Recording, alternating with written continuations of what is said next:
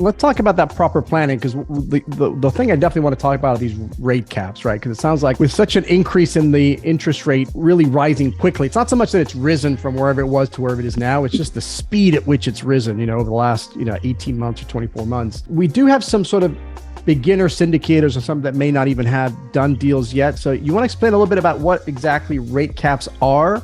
And have you seen some problems with those rate caps? As you said, some maybe not underwriting conservatively or quote unquote properly accounting for that and actually rolling the dice and not doing rate caps. So let everybody know what a rate cap is and how it plays and what you're seeing in the market with rate caps right now. Sure. It's first of all, it's very valuable, right? It's looked at as a negative because it was so expensive.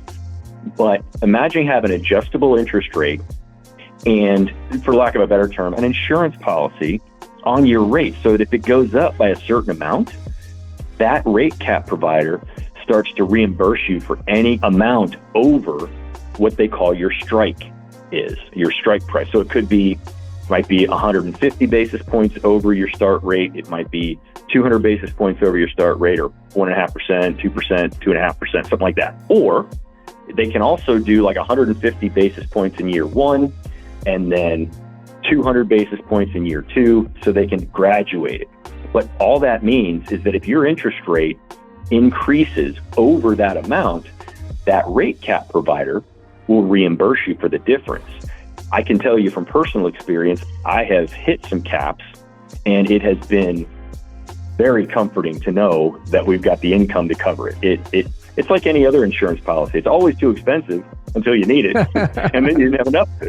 But talk about that, because that's one of the issues, right? I mean, at least let me see. When I was in Florida at the peak of the rates, I mean, the rates got crazy. I mean, 3-4 months ago, to buy rate caps, the price of those things were so high that I don't know if a lot of people decided to just bail on the cap rate on the rate cap, or they end up passing on the deal because of those premiums. It's usually a lender requirement.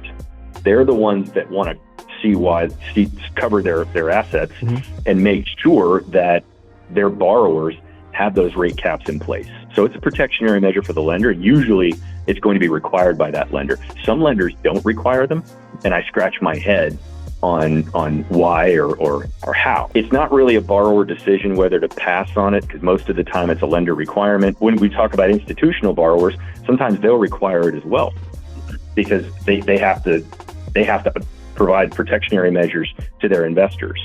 But for the individual investor like us, if the lender does a requirement, we can always buy one. But to your point, Mauricio, it was extremely expensive. Now, my expectation is that they are going to be cheaper now because of what the expectation of rates are, right? They're not expected to continue to fly off the handle like they have. We're not in the same market as we were a year ago. So, and that's something else we were talking about today, is I expect rate caps to be a little less expensive now. Still expensive, but a little less expensive. If you enjoyed this video and you want to check out the entire episode, click here. And if you want to see another similar video, click here.